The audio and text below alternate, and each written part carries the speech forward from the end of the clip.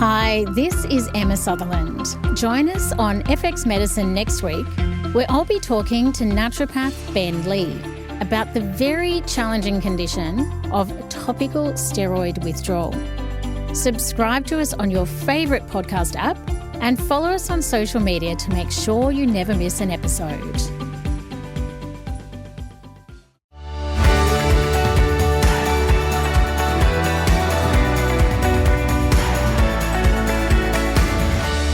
This is FX Medicine, bringing you the latest in evidence-based, integrative, functional and complementary medicine.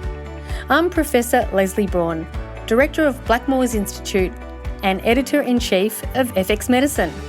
The team at FX recognise the importance of having a timely conversation on immunity and the unique opportunity we have to discuss this from different modality perspectives, as we've got 4 fantastic ambassadors. Adrian is our psychologist and his perspectives on the bidirectional relationship between stress and immunity. Damian is a chiropractor and naturopath and his perspectives on the role of the spine, movement and physicality in relation to immunity. Emma bringing in important naturopathic understandings of immunity and herbal medicines, and Michelle bringing in perspectives from an integrative GP approach and what drives impaired immune resistance and what are those key nutrients that she goes to. Before we deep dive into some key herbs and nutrients for immune support, let's get back to basics and consider the importance of key foundational concepts such as holistic healthcare, interconnectedness, and the naturopathic principles when it comes to immunity. So first I want to talk to Damian.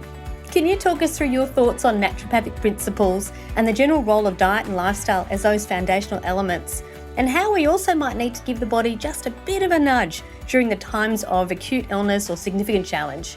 Oh, thanks, Lesley. It's such a massive topic, and I'm so grateful to be able to talk on the philosophy of what it is that we're trying to do, because really at the end of the day, the foundational elements and the foundational principles of what it is that we actually do are underpinned by this philosophy. You know, how do we approach the human body? And I will draw upon 2 different philosophies here that kind of dovetail in. So a naturopathic philosophy of nature cures, which I think is so important to remember that we're dealing with nature and the body, and they're not, they're not mutually exclusive. They work together all of the time, forever and a day. So that's really important. And then the second part, or the second philosophy that I love to kind of dovetail into that, is the chiropractic philosophy, which is that in every single body, there is an innate intelligence that gives to it an organisation, the ability to heal and to grow and to thrive. And there's this energy system or organisation system that's always striving to repair and to maintain homeostasis and balance. And I think it's really important that we consider that the foundational things that we can do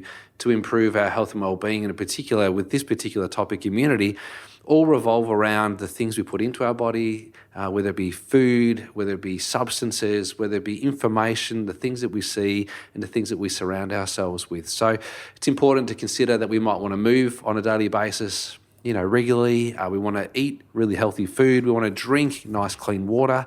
We want to be thinking clean thoughts, and we want to be surrounding ourselves with positive, let's say, vibes or positive emotions, positive people to keep us going and keeping us upbeat. Yeah, look, thanks, Damian. It is all interconnected. Absolutely. There's no one silver bullet here, which is actually what I want to talk to Michelle about, because as an integrated GP, I know you've got a really strong connection with the whole person philosophy and how it all fits together, which I think is unusual for a GP, because I think a lot of people see medicine as very reductionist, which I think is completely the opposite way to how you look at things. So can you talk us through that in relation to immunity? Yeah, absolutely. I mean, I find immunity such a fascinating topic, for discovering holism and what whole person care is all about, because really I see the immune system as almost like the roving security system that goes around the body. And what's so fascinating about it is it's so bidirectional with the cells of the immune system and how it interrelates to the gut and how it interrelates to the brain and how it interrelates to every single cell of the body. And what's beautiful about whole person care is that when we break it down to various different parts and we look at improving all of these different parts, the beauty when you build it back up again is that the whole is greater than the sum of its parts. And that's really important to understand as we're working towards better immunity, is that there's such a profound kind of leap towards well-being once we start having a more positive effect towards whole person care. And what I sort of see sometimes in I guess my patient load is this, because of the marketing and I guess the influences that we have in modern day culture, is that people seem to kind of reduce down things, thinking that the gut health is more important than sleep, diet's more important than exercise. And so looking at whole person care, we're bringing everything into the soup and really giving it sort of equal positioning so that we can work together to kind of get a real sense of whole person care. I love that idea of putting everything into the soup. It's kind of like making a big, healthy minestrone soup or something, right. isn't it? Yeah, everything goes in. Yeah. And look, I also really like the fact that you said there's no one thing that, really dominates, which is why I actually wanted to ask Adrian your view from a psychologist's perspective, because occasionally I hear about people that say, all you need to do is think positive. Just have positive people around you. I don't think it's that simple. Can you tell us your view on how stress fits into the picture, particularly in relation to immunity? Yeah, I mean, Lesley, I think if it was as simple as positive thinking, that would be great. We'd just come up with some affirmations that we could say every day and we'd all be healed. But unfortunately, yes. That's definitely not the case. So, I mean, and certainly, we know that there's a significant relationship, bidirectional relationship between stress and immunity. And when I talk about stress, I'm really referring to kind of a person's physical or emotional response to demands or pressures of daily life. So it can be related to environmental or social stresses, but also it can be related to physical stresses that might then trigger our stress response in the body. And what the research shows around stress is that it really depends. Different types of stresses have different effects on the body and different immune enhancing or immune depleting effects on the body. So stress can be acute, it can be chronic, it can be episodic, and the severity varies over time. And while acute stress can actually, some of the research shows that acute mild stress can enhance the immune system, it's that chronic stress that often goes on that can have a suppressive effect on our immune system, might actually have a pro-inflammatory effect on the body. And that's something that we really need to consider when we think about stress and its effect on the body. I think it's a really important point because I know there's a whole stream called psychoneuropharmacology, which is really looking at, the role of the brain and perception of stress and what it does in the body, as well as how you can nudge that into different directions. And I also really like the thinking that you had around chronic stress, because I think a lot of people don't realise, and particularly as we've been going through lockdown after lockdown, there's burnout, there's long-term stress people are dealing with, which probably has this impact that people aren't recognising enough on their ability to mount a great response to whatever challenges around them, including infections. Absolutely. What's interesting with the research is that the type of stress really does make a big difference, and even how we perceive the stress can have a big influence on us too. So if we have a what we call, a locus of control, if we have an internal locus of control, if we believe that we can control the stress, there are things that we can do to manage the stress, it's not so damaging on our health. But if we have an external locus of control, meaning that we can't control it, that's the situation's got to do with external environment and therefore we're helpless in managing it, then that really has significant ramifications on our mental and physical health. Yes, I think there's a lot of people feeling that way at the moment. I know there's somebody who I was hoping to see in Sydney within the next few weeks who's living in Perth, and we're kind of joking that we don't know when we're going to see each other. And I can only imagine for so many people around the country how difficult it is to make plans, yes. And these things are out of your control, and just complicates everything. Emma, you've got a great saying, and it is, you can't prescribe your way out of a bad diet. I love that. So what's our naturopathic understanding of the importance of food and nutrition when it comes to the immune system and, when you're under fire and you've got to really make sure you're bulletproof? Yeah, thanks so much, Lesley. Your immune system, it doesn't act in a silo. It's closely aligned with many body systems, as Michelle mentioned, but particularly the digestive system. We know that over 70% of immune cells reside within the gut, and immune cells have increased requirements for nutrients like zinc and vitamin D, vitamin C. But this relies on an individual to not only consume a nutrient-rich diet, but most importantly to be able to extract the vitamins and the minerals and phytochemicals found in their food. And so many drivers can impact the absorption of nutrients, factors such as stress, enzyme levels, inflammation, dysbiosis. And from that naturopathic perspective, working on those underlying factors is crucial for immune health. And as I say to so many of my patients, you really can't supplement your way out of a bad diet. And, a whole food, nutrient-dense diet in combination with optimal absorption is one of the best defenses we have to preventing and I think to minimizing viral infections. Yes, so important. One of the vitamins you mentioned there is vitamin C, a particular favourite of mine. And a lot of people don't realise that you can lose 100% of the vitamin C content of your food by the way you cook it, because vitamin C is so sensitive to light and to heat. And I know when I was in practice and people used to tell me, I had lots of veggies, and I said, well, how did you prepare them? I boiled them up in a huge soup, and well, I don't know how much vitamin C was left in there. So I think that also just understanding how to prepare food is so important. Yeah, and it's the quality of the food, it's how you prepare it, it's the intention, it's the energetics of what is going on when you're preparing that food. Are you eating that food in a state of stress, or are you calm and relaxed? There really is a multitude of factors. But if we think of it a bit like a spider's web, and if we just start to make small tweaks from various different angles, the synergy of that can make a huge impact on that nutritional template. I thought it was really interesting when you said also eating when you're stressed or when you're relaxed, because we know fight, flight and fright or freeze, that we're just not getting the blood supply to the gut when we are stressed. And so therefore I'd imagine our absorption is not going to be as good either. Yeah, I have many patients come to me and they might be eating a purely organic diet and doing all the right things on paper. But then when we dig down, it's the absorption factor that is the missing link. So it's very important to look at that. Yeah. Look, I like all of you, I've been asked by a lot of people, what should I be taking right now? And what's the best things I should be looking at? So I have been doing a bit of research, desktop research through all the medical databases, and trying to be really systematic about it. And so I've been doing some research into the mechanisms behind the key nutrients and their roles in various aspects of immunity, especially obviously in relation to respiratory viral conditions. And ultimately what I was trying to find was the ideal nutritional components that are going to have multiple mechanisms of action and could also work synergistically and were really safe. So when you think about it, the ideal component should be able to display a bunch of different mechanisms. And ideally the first one would be to strengthen our first line of defence, so the natural barriers of the nose and throat, lined by epithelial cells, making sure that's nice and strong, moderating our immune response when a virus does enter into the body, that it has a direct antiviral activity of relevance, that it moderates inflammatory responses, and ideally also reduces the tissue damage which is caused by excessive free radicals, which tend to form through the whole immune response.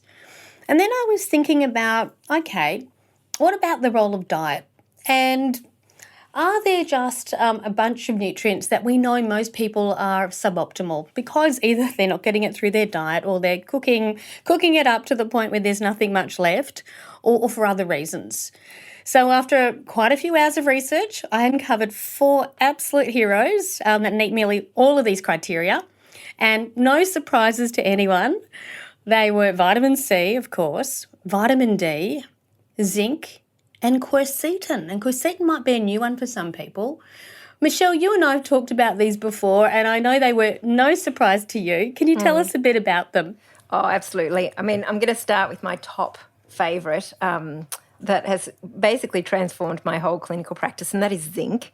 And I'm equally as great fan with vitamin C, but we'll get to that in a second. So zinc is just such an important coenzyme. And I noticed, like, I was looking over the weekend at what the latest statistics are in terms of how many people have suboptimal zinc status. And research came in at around 50%. I've seen, women of child-rearing age, around that late teen, sort of, up until their 40s or so, of having up to around 76% of women at that age group having a deficiency in zinc. Wow. And I've seen it time and time again in clinical practice as well. And also for those that suffer from recurrent infections. So often, people that have sinusitis issues or recurrent tonsillitis, recurrent otitis media, recurrent coughs and colds tend to have a deficiency of zinc because we require so much of it to sustain that immune response. And of course, we don't store zinc in any particular way, so we do need a regular amount of zinc that's taken in. And so, as Emma kind of said, if you're eating when you're stressed, and if you're not secreting enough acid in your stomach, it's very difficult to get that amount of zinc in because you require zinc to form hydrochloric acid and you require hydrochloric acid to absorb zinc. So we've got a vicious cycle there going even from that absorption perspective that Em was talking about before. But zinc is it's a super coenzyme. So it is an antioxidant. It supports the epithelial lining to help protect against pathogens even entering into the body.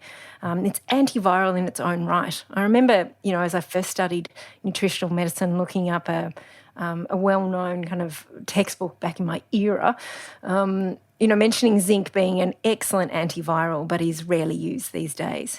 As antibiotics kind of came into fashion, zinc really fell from favour. And it's really, really important for protecting that free radical cytokine storm that we see, particularly for people that have quite significant illness. And then when it reaches into kind of a whole body effect. So zinc is definitely a favourite. And what I notice about zinc in terms of dosages is, like, we'll often look at, if we've got patients that are carrying excessive weight or, men that are, a big men, muscly men or men that are over 100, 150 kilos or whatever, we have to look at the amount of zinc per kilogram per day. And that's really important because I've found that sometimes I've had to supplement, 100 to 150 milligrams of zinc for people that have been under, chronic infections to almost get it up to a certain level. And that's really important to kind of understand. And obviously, when you've got a level of zinc, just maintaining that level on a day-to-day basis is really important.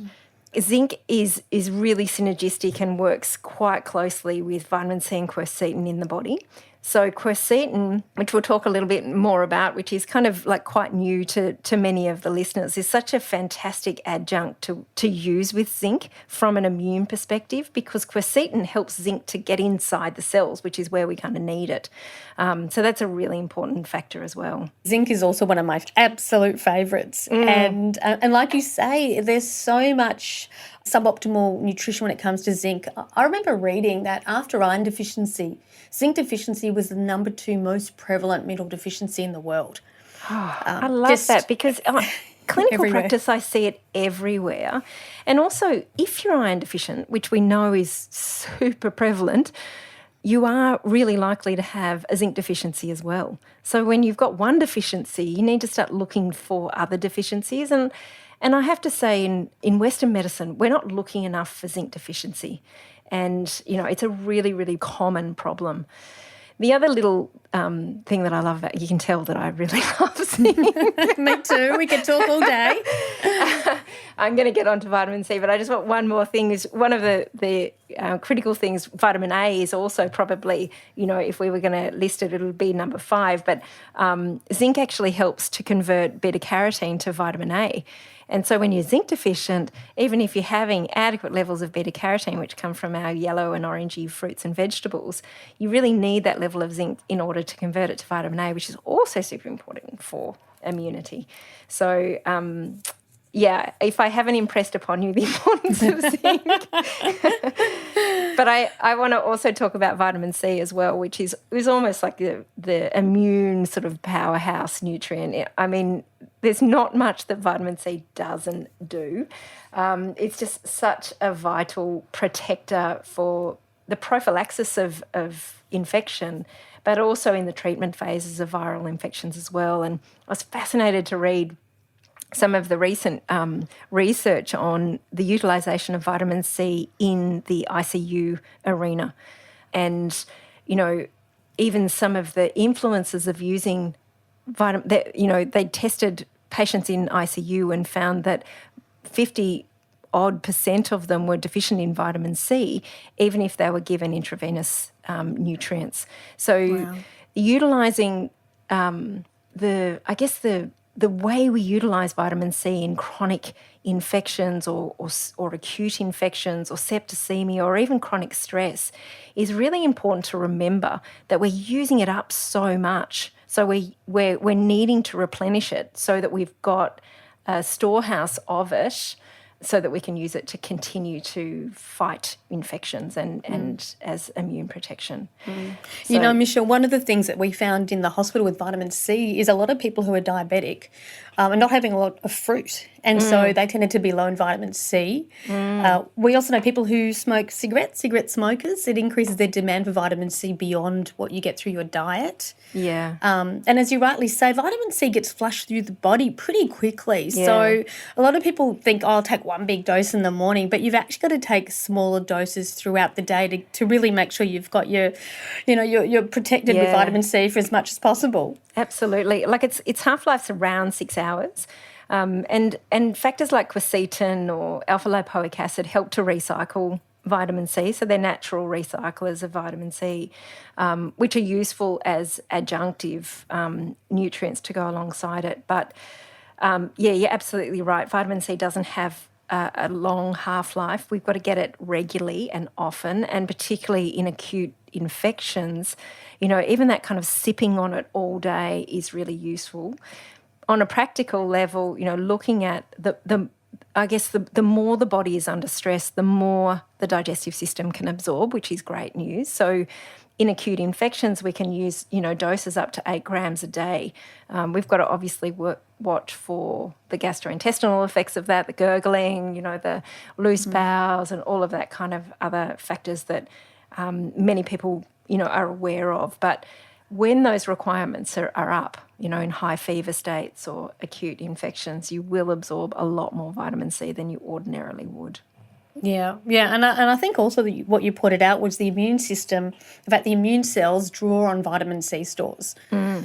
So you can imagine that when you're fighting an infection and your immune system's really mounting a strong response, it's going to be just gobbling up that vitamin C. So replenishing regularly is going to be important. And I think this is a concept that's missing from Western medicine in many ways.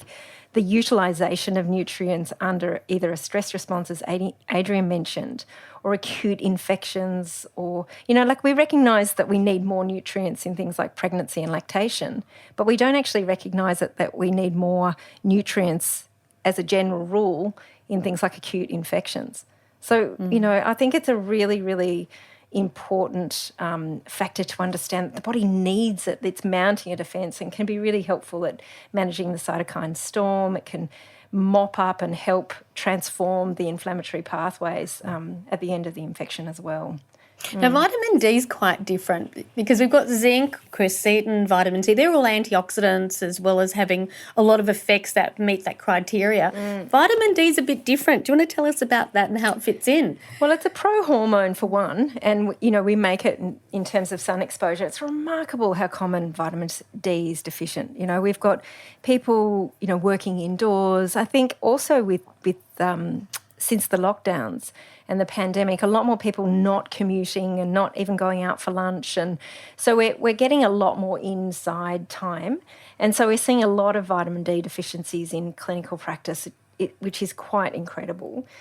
It supports both the innate and the endogenous immunity. So it inhabits the inflammatory cytokines, particularly interleukin-6 and interleukin-8 and 12, and it helps the regulatory function of the T cells. So it's really important for that innate immunity, and we can see quite a significant impact on immune and susceptibility of infections when we've got a deficiency in vitamin D.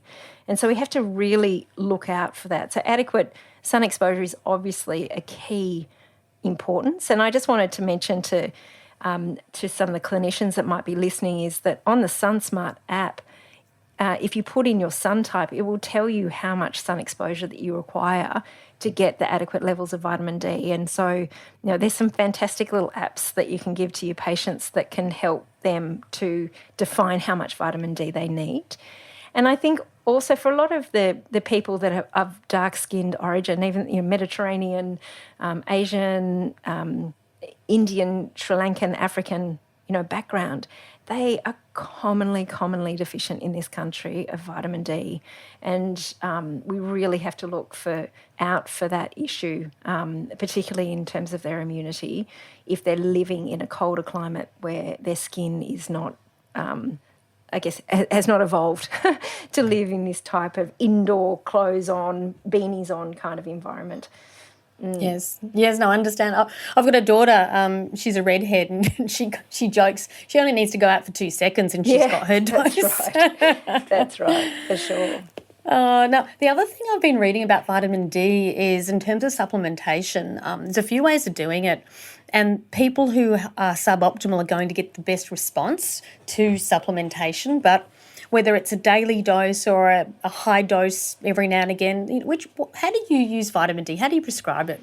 Yeah, no, it's a great question, actually. I mean, I think it depends on the patient. Like, we know that we can give quite large doses because it does store within the body. So that's a great thing to know. We don't have to get a daily kind of dose. So we've got a storage element within the body, which is really important. So you can give higher doses that might suit the patient. I've got some patients that just feel like they can't sustain even a daily, twice daily dose. So sometimes we will give 50,000 international units once a week, or even, larger amounts once a month. It depends on the patient. And so for nursing home patients or people that just don't have access or agency, really, we can give larger doses infrequently to make sure that they've got adequate storage of vitamin D.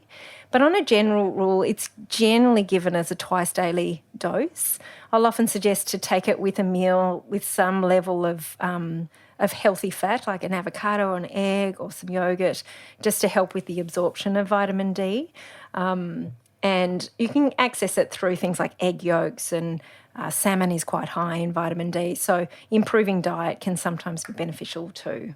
A number of years ago, we did a study with cardiac surgery patients at one of the hospitals here in Melbourne, and we used 2,000 international units a day. So one capsule of 1,000 in the morning and one at night. It took about 6 weeks to really move the dial. So it does take time. Yeah. That's what I learned from that study. I think it does take time, and often I'll see, I can see it for even longer than that. It's taken 6 months, 12 months for some people. Perhaps maybe they've got a genetic deficiency that, impacts their ability to kind of convert vitamin D, or there might be some other factor going on. I also have suspicions in terms of diet quality. If people have got a very, diet that's very low in antioxidants, so very poor diet quality, they may be using up their vitamin D quite a lot. And so they'll often, this is just a clinical observation, tend to have higher need for vitamin D. So I often keep that in mind as well. And obviously things like if they're having recurrent infections, the utilisation of vitamin D to try and keep the body healthy is going to be another factor to look at as well. And I'm guessing you're tracking all of that with blood levels as well, so you can really titrate the dose for the individual. That's right. I mean, there's lots of, we don't really know what the ideal dose is. Some people say it's over 50, some people say it's over 75, some people say it's over 100. And I think, interestingly, we used to say it was 75, and some labs are saying, 50. And so we'll often see things lower and lower and lower over time, like being in practice for 20 years, the blood levels tend to get, less and less. Ferritin's another example, where we used to say over 50 or even over 80 was great, and now in some labs it's saying, over 20 is adequate. So I've noticed, over 20, 23 years of clinical practice, that is the case. So I like to aim for around 100.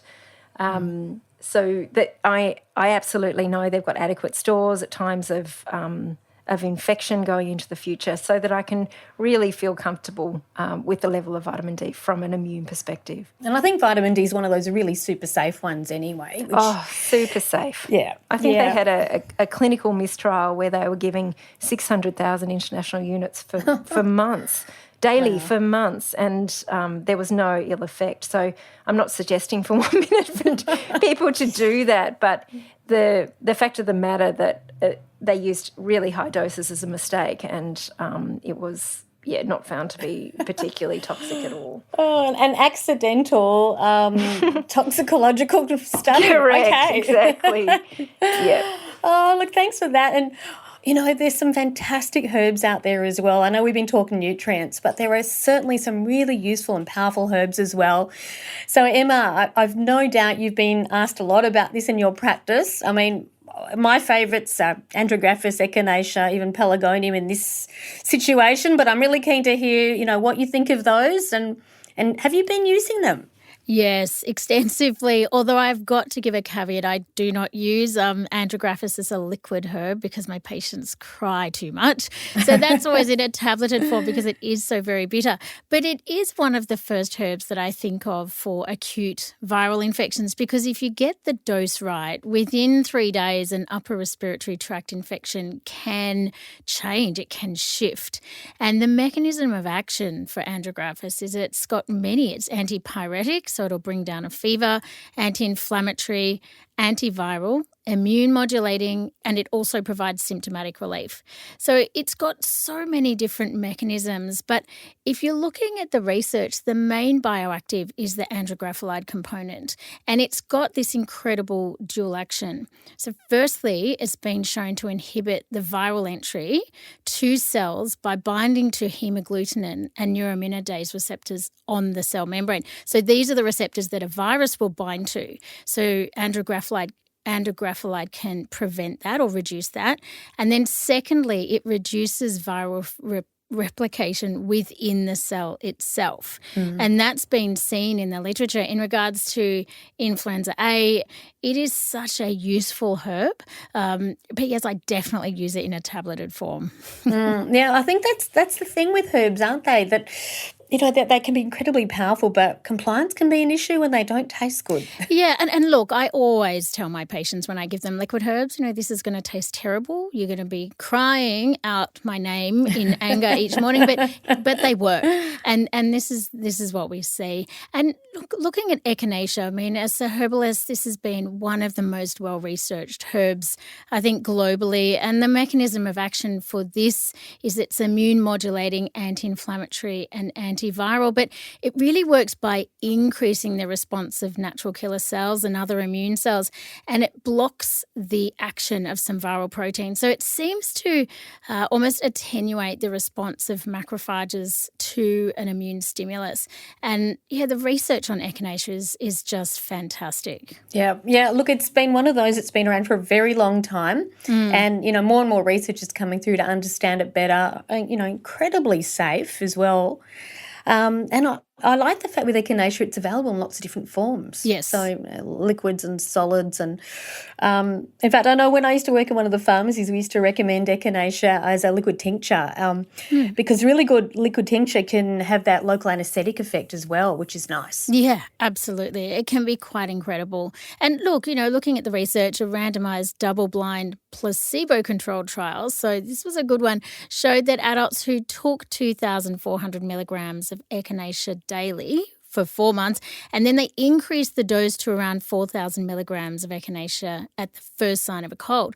But they had 59% fewer cold episodes and 26% fewer days with cold symptoms than the people taking the placebo. So Echinacea is such a wonderful, wonderful herb, and just its safety profile is fantastic. I used to find we used to have a lot of people that work particularly in childcare or in schools or, places where there's lots of infection going around, using it and starting around Easter so that they would become a little bit more bulletproof by the time winter hit. Yeah, I have a lot of nurses that use Echinacea, patients of mine. So, yeah, similar demographic in that way. Yeah, like when you know you're going into somewhere where it's just going to be everywhere. Look, one of my absolute favourite herbs, which is it's a herb called Pelargonium, which I don't think enough people know about. I mean, I love the story of it. It came from South Africa. It was used by a number of the tribes there, way back in the day for, really serious respiratory illnesses like TB. Was brought to the UK, eventually was studied again in Germany. A PhD student, I think in the 1970s, discovered it, had another look at it, and wow. Yeah. Wow, it's amazing. Tell me what you know about it. Yeah, I do think it's amazing. And it is a very undervalued herb so far here in Australia. So I'd love to see more clinicians making use of it. I mean, the mechanism of action for Pelargonium is it modulates the immune system. It's antiviral. But the thing that I love the most is that it's really helpful for symptom relief. So when you're looking at the research, a 2019 meta-analysis of 6 randomized controlled trials showed that Pelargonium, it not only reduces symptom severity, but also, and this is the part I really love, accelerated recovery, which, look, in the real world, it means that adults get back to work and kids get back to school more quickly. So I find that absolutely fascinating. And, research shows that Pelargonium interferes with the viral replication of viruses like influenza A. So, I would absolutely highly encourage any practitioners out there who are qualified in herbal medicine to really start utilising Pelargonium more. I know we've got it on standby here all the time. Oh, look, thank you so much for that. Look, talking about holism and, we've talked a bit about diet. We've talked a little bit about nutrition, key components, vitamin D, zinc, quercetin, vitamin C, some great herbs, Andrographis, Echinacea, Pelargonium, but we know there's more we can do. So, Damian, I want to throw to you to talk us through movement and physical activity and how this might affect immune function. Oh, thanks, Lesley. Listening to Michelle and Em, I'll tell you what a wealth of knowledge those two are. Gosh, I'm going to be rewinding this podcast and listening to it myself. It's unbelievable. Thank you so much for your insights.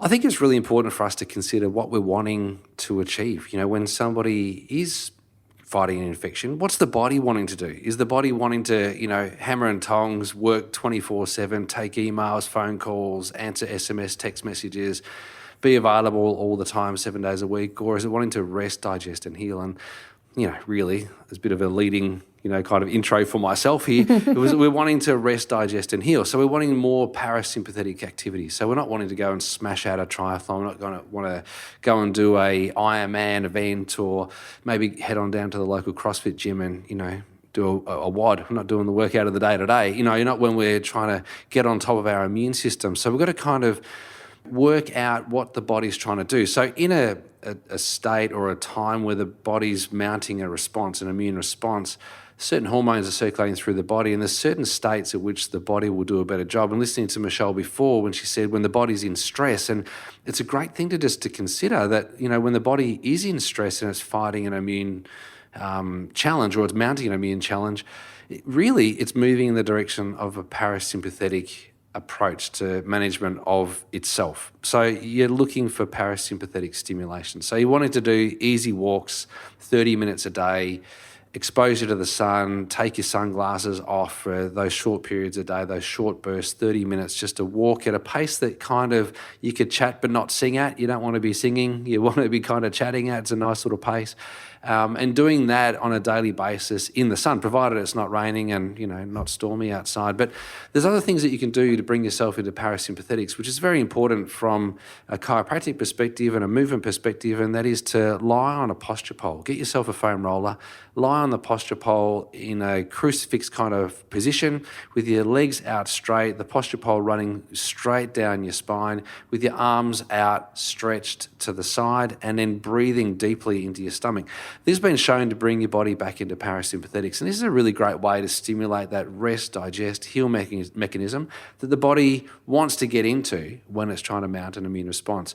I think there's some really, easy, simple things to be mindful of, but really you don't want to burn yourself out. You don't want to create a situation where your body's requiring extra nutrition to repair your muscles because you've gone too hard. You really got to deliver the nutrition to the immune system, and you're looking to just move into parasympathetics, resting, sleeping, moving appropriately, and give yourself that opportunity to heal as quickly and rapidly as you can.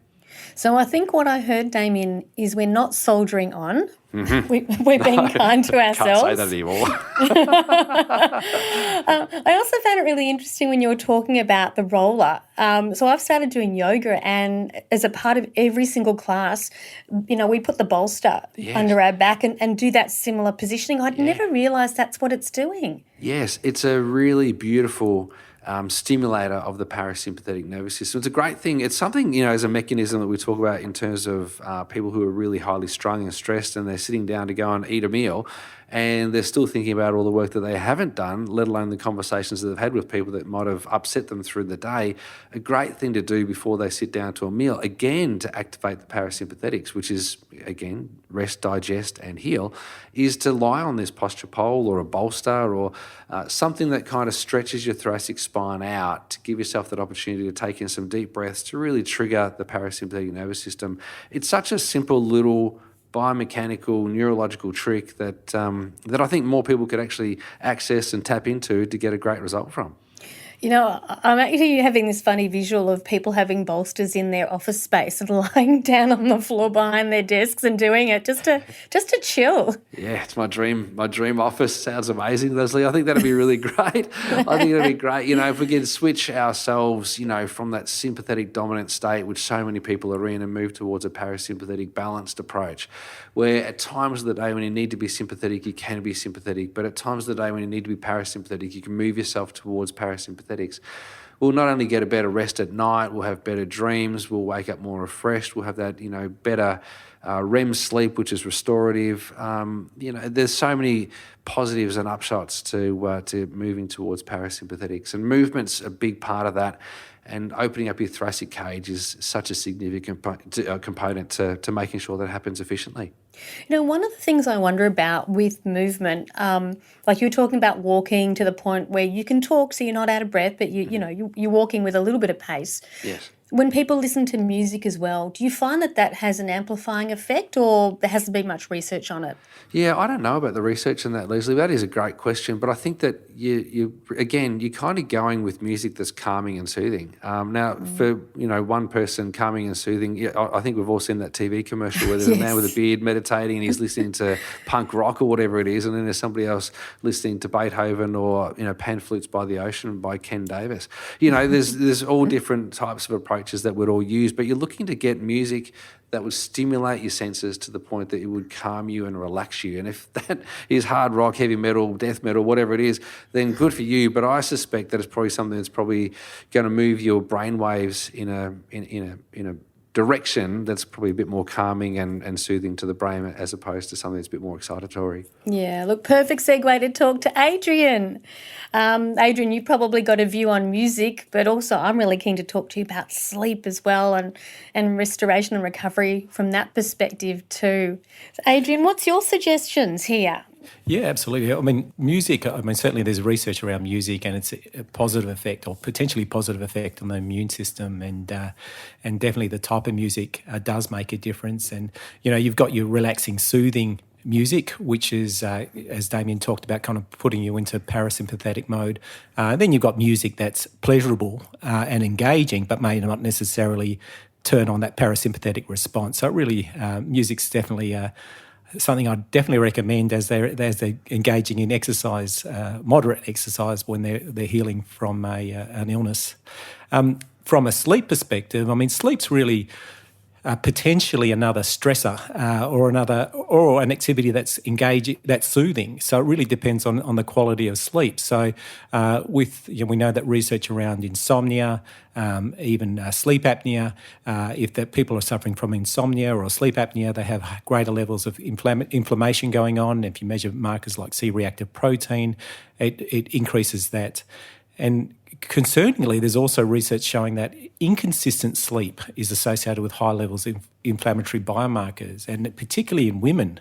And this is really concerning, obviously, for breastfeeding mums and parents with young children who who their sleep is varying significantly from night to night. So that's something that people really do need to think about. And we know that acute sleep loss can have a negative impact on the immune response, but it's certainly that chronic sleep problems that is really concerning and is associated with lower immune response. It increases our risk of depression and anxiety and other mental health disorders. It increases our risk of suffering from cardiovascular disorders, metabolic conditions, and all those various diseases that are linked with poor sleep. One of the things I'm also wondering about is if you start to find a way to have better sleep, does it actually have an impact on those other things? So, for example, you're talking about poor sleep over time having a detrimental effect on immune function. Are you suggesting that if you can improve your sleep, that'll have a beneficial effect there too? Definitely. I mean, if we think about people that aren't sleeping and what will happen during the night for them. So if they're not sleeping, they're staying up during their night, they may be stressing about the fact that they're not sleeping. And we know that if you're thinking about a negative event or you're thinking about a stressor, that then triggers our cortisol response. It has a significant effect on our sympathetic nervous system. So you've got this, the fact that you're not sleeping, then you've got thinking about the fact that you're not sleeping, and that then exacerbates it. And then you're staying up during the night, and what are you potentially doing? Or maybe you're snacking on high sugary foods, so then that's happening during the night. And then, all the metabolic responses associated with that, and potentially weight gain and insulin resistance. And then you're waking up in the morning, you're feeling unrefreshed. Because you're feeling unrefreshed, you're not going to go for that walk in the morning or that exercise in the morning, so you're probably becoming more sedentary because you're feeling so tired. And then what do? You might use caffeine or stimulants to help you boost your energy during the day. And then just the fact that you haven't slept means that if there is a stressor, you're going to be more hypersensitive to a stress that occurs during the day. So you're feeling unrefreshed, you're feeling tired, you get told off at work or there's a major deadline going on. Now you're going to be even more hyperactive or hyper-responsive to that stress that occurs. So definitely the reverse happens and your sleep improves, you're feeling more settled. There's a whole bunch of lifestyle factors that occur, your mindset changes, and certainly some of the research is indicating that we see a change in a whole range of different hormones and pro-inflammatory mediators. Wow. So poor sleep has got such a strong cascading effect on so many other factors. And when you put it like that, really it makes me think about why aren't we talking about sleep a lot more? It's definitely something that we do need to ask about when we're seeing our clients and asking about sleep and how do they manage sleep and what's their sleep hygiene. And I encourage anybody to, if they're working with their clients, to just really understand the importance of sleep, ask about, certainly assess for it. There's plenty of useful checklists and questionnaires that people can quickly give, and then really knowing about good sleep hygiene. Because while there is several supplements, nutraceuticals, herbal ingredients that may help improve sleep, ultimately the research shows that it's our behaviours that are the most important. So, cognitive behaviour therapy for insomnia, some of our sleep hygiene practices and caffeine intake and what we do before we go to bed and all those different things are really things that we can recommend to clients. And if they can engage in 5 or 6 small changes in their sleep hygiene routines or their sleep routines in the evening, they can have a significant cumulative effect and improve their sleep over time.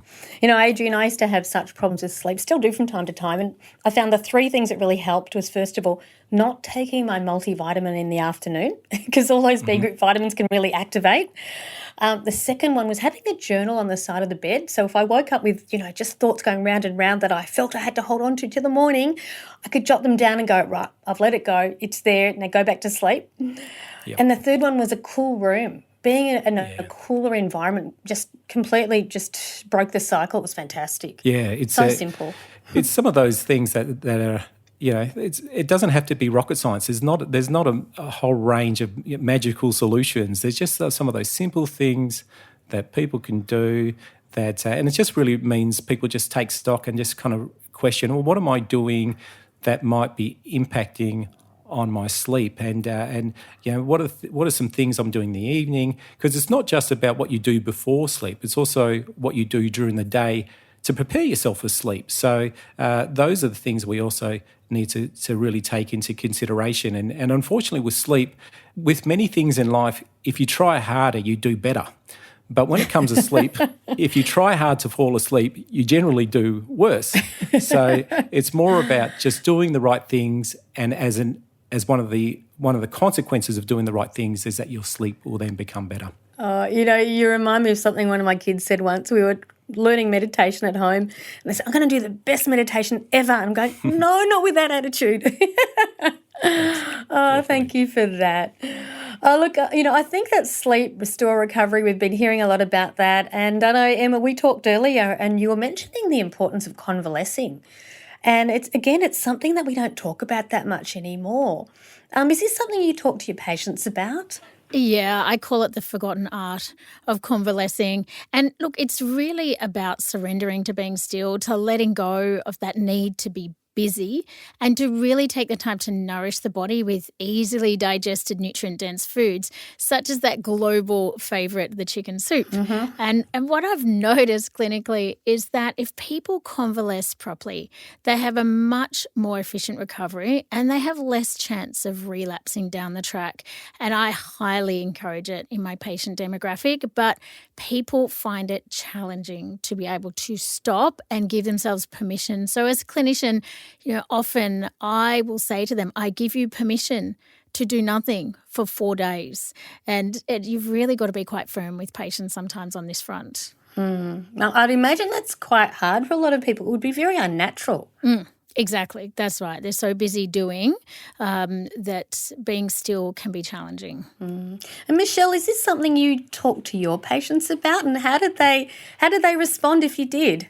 Yeah, I actually do talk a lot about convalescing because I agree with Emma wholeheartedly. It is a forgotten art. And I think, in many ways it actually is quite natural for us. Like if we can learn to read the body, so is really important. So when the body does get sick or even mentally unwell, Adrian will probably know about this, like we actually have a sickness effect of the body. So that inflammatory response that we do get when we're unwell is actually meant to help the body to rest and to not feel like doing anything and to feel sick and apathetic and unmotivated. So it's really important to remind patients that that's actually quite a normal process of being sick. So that kind of helps them give themselves permission, like Em said, because they do require, a lot of patients are so familiar with being busy. But, in many ways, it's an unfamiliar sense to rest. Like we have this internal pressure in ourselves and also from the society that we live in. And I think, really as a culture, we really need to look at the ways in which we respect convalescence and respect rest. And I think in other cultures, like in Italy and in Finland, they actually have words that express, and I don't know the words, but it's like the joy of doing nothing, I think as a culture here in Australia, we could actually do with a little bit of the joy of doing nothing, and I know FOMO is a massive thing for lots of people, but there's a new way of expressing that, which is JOMO, which is the joy of missing out. And so really celebrating the fact that we're missing out on something vital and just lying and watching the clouds go by can be really important. But the other thing that I'd really like to say is expectation as well. So, as we were talking about, sometimes with viral infections, you can get a post-viral fatigue issue. And we don't, we suspect a lot of the mechanisms, but I'm not sure we've got a body of evidence that says this is exactly the people at risk of something like a post-viral fatigue syndrome. And so we have to be really careful for patients that experience that because expectation is really important. And so pneumonia is another classic example. I'll often see pneumonia in clinical practice, and from what I witness, it takes months to fully get that vitality back after a significant pneumonia. And that allows people to actually give themselves a break and not push themselves so hard. So their expectation is in line with the way that their bodies healing from an innate perspective. And I think that does wonders for them to just sit with that sickness mentality or that innate sickness mentality to help them to heal long term. So I think convalescence is definitely a forgotten art, and one that needs to come back quickly. Well, I was going to ask you about one of the things you were talking about was that tiredness that comes when you're fighting an infection. So there's that fatigue, and I guess the way you've put it is that some fatigue is actually really helpful, and we should embrace it and just recognise it's our body saying slow down, just let it do what it needs to do and don't do anything else. But I guess we're hearing a lot about ongoing fatigue, like you said, a post-viral syndrome where it's just lasting beyond where we believe it should be. Yeah. And then it becomes a problem. Well, it does become a problem, because we don't know how to convalesce effectively, and also it just leads to a whole different way of building up the body. So, for example, if people have been under chronic stress and then get a significant viral infection, are they at more risk? Potentially. If they're nutritionally deplete, if they've got poor sleep, as Adrian was talking about, and they have challenges in mounting that immune response, if they've got depression, or significant sympathetic overdrive, or an inability to engage in that parasympathetic nervous system, they're possibly more likely to suffer from the effects of fatigue. So this kind of brings in that whole aspect of looking at patients from that holistic perspective, and for patients to look at themselves and all the different areas in their life that potentially might be creating the risk factor for more prolonged fatigue. And I think in our society, we have a society that reveres stress. We revere the people that can sleep 4 to 6 hours and get up and keep going in the morning, the ones that are doing triathlons on the weekend and getting their nutrients from super shakes or et cetera, et cetera. I mean, we all know that kind of drive in our community for striving and more and more and more. And, I think that sometimes some of our stresses are actually quite hidden. There's a lot of stressed people that actually don't even know that they're stressed, and that's an important revelation for some people that might be having a post-viral fatigue issue to really look at themselves from a holistic perspective. And I mean, one of my favourites, the forefather of Western medicine, Hippocrates, said, disease is either a matter of time, letting time and the innate immunity, get you through an illness, or it's a matter of opportunity. And I think for that post-viral fatigue, sometimes it can act as an opportunity for people to look at themselves holistically and assess their lifestyle, and we have this opportunity to rebuild them nutritionally and emotionally, psychologically, and from a more wholesome lifestyle perspective. And that can then equate to a longer experience of health and vitality, hopefully, in the future. Look, I'm going to start wrapping up. It's been just wonderful talking to all of you again, and I'm going to go around the room and ask each of you, what are your top, say, 3, maximum 5 things that you'd recommend to people to support them to fight the good fight, fire up their immune system in the right way, and also help them with recovery. So I'm going to start with Damian. Damian, what were your top tips? Oh, I feel like I'm like Stephen Bradbury here. He's like sliding through with all the wisdom, and I'm going to come through as the winner. But I take vitamin C and zinc every day, and I can't go past it. I love it. I think it's fantastic. I love to get outside in the middle of the day and have a little walk. So that's the sort of thing for me that obviously I've given that as advice, and I do it as well. It's really important for me to help maintain my health and well-being to, just get a little stroll in there, and also keep my vitamin C and zinc levels up. But I love also at the end of the day, after a big day of adjusting, where I'm hunched over, so if I'm hunched over, I'm in that fight or flight posture. I'm in that posture where my shoulders are forward, I'm hyperventilating, I'm not actually breathing well, to actually lie on a bolster or on my posture pole, we've got a posture pole. I will lie on that and stretch out my chest and try to flatten my thoracic spine to just open everything up, to take me out of that fight or flight kind of posture. And that kind of practice, those 3 things for me, they're pretty much non-negotiables, and that's what I do on a daily basis. So I'd recommend that to anybody. And they sound pretty easy to do as well. Not hard. Pretty No. simple. And Adrian, your top tips? Yeah, before I get into that, I've got an opportunity to show off my really poor Italian skills. So the joy of doing nothing is il dolce fare niente. So the joy of doing nothing. Sounds good to me. All right. So in terms of my tips, I mean, I think one of the things is certainly around engaging in positive activities, and we know that that is associated with improved immune health. And interestingly, there's actually a study. The term was coined emodiversity, and that's really around having a whole range of different positive emotions. You know, it's emotions like joy and happiness, and what the research showed is that the more emodiversity that you had, the better the inflammatory, or the greater the impact on anti-inflammatory mediators. So for people to really think about not just positive experiences and feeling good, but if they can kind of increase the diversity of experiences by engaging in a whole range of different topics and activities and around people, that's going to have a really positive effect on their overall health. And the other thing, really, I suppose it's just more a recommendation for practitioners, is we know that how we see the world and how we see our health is going to have a really positive or negative effect on our mental health and our physical health. And there's lots of research showing that people with greater some research, sorry, not a lot, but there's some research showing that people who have greater optimism have reduced levels of inflammation. So as practitioners, I think it's really important for us to increase the sense of optimism in our clients, to show them that there really are effective lifestyle, psychological, dietary, nutraceutical, phytoceutical options to help normalise inflammation.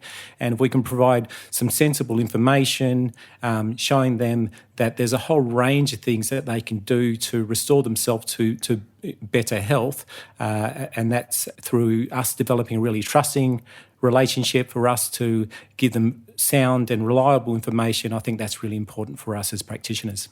And I think it goes back to what you were talking about earlier, the locus of control. It gives people something they can control as well. Yeah, definitely. So if we can do that, and people walk out going, actually, there's things I can do to improve my well-being, they're going to certainly be far better equipped. And one of the things in a lot of the research we see is that the placebo effect is just astounding. And that placebo effect is often around expectations and belief and hope.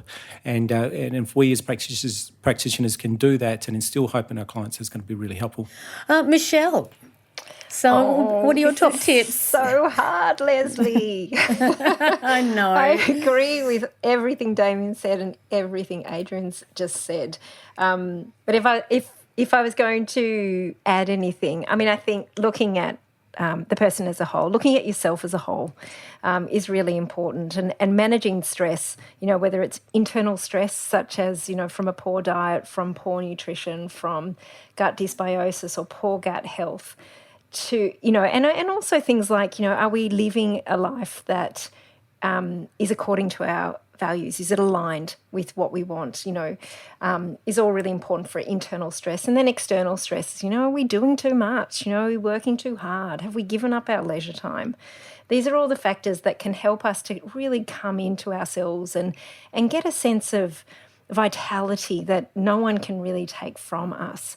And then adding in, nutritional medicine is really has been such a frontier for me. It's really important to my practice is looking at those key nutrients, as you mentioned, vitamin C, vitamin A, vitamin D and zinc are all such profound micronutrients and vitamins for the immune system, but they also, have aspects in terms of anti-inflammatory, antioxidants. It's like this global effect that they work synergistically with each other. So, and the other thing is exercise, getting out into nature.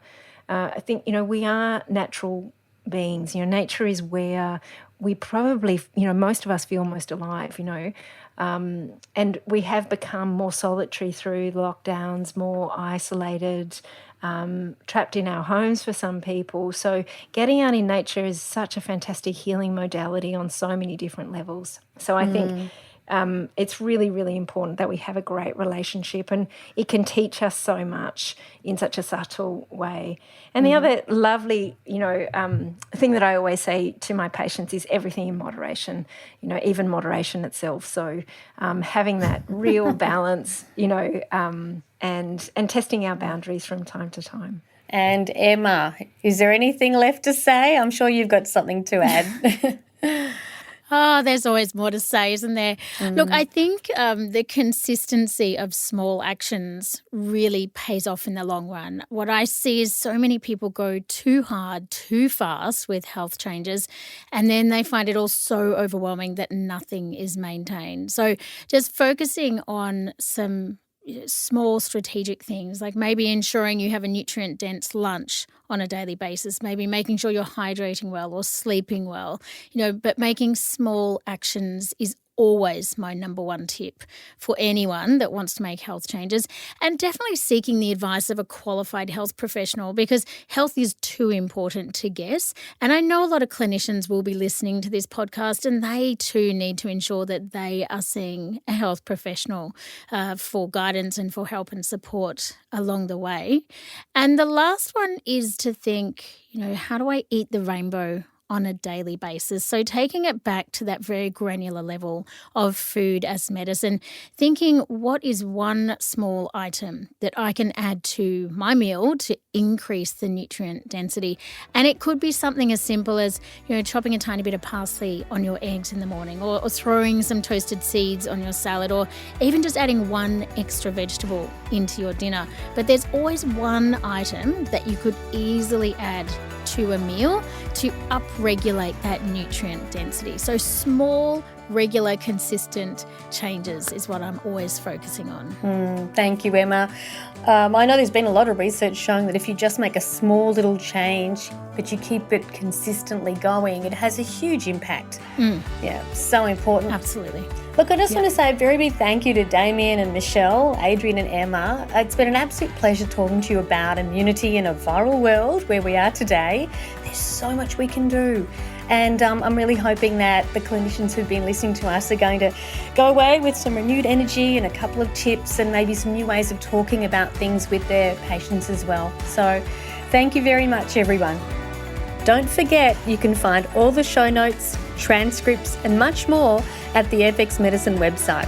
I'm Professor Lesley Braun. Thanks for joining us.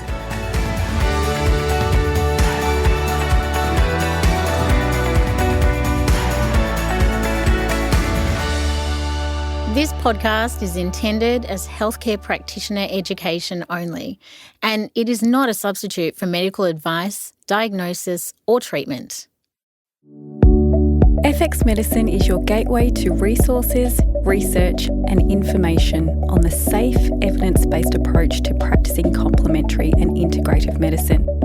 Stay current by visiting fxmedicine.com.au to register for our email newsletter and exclusive members-only content.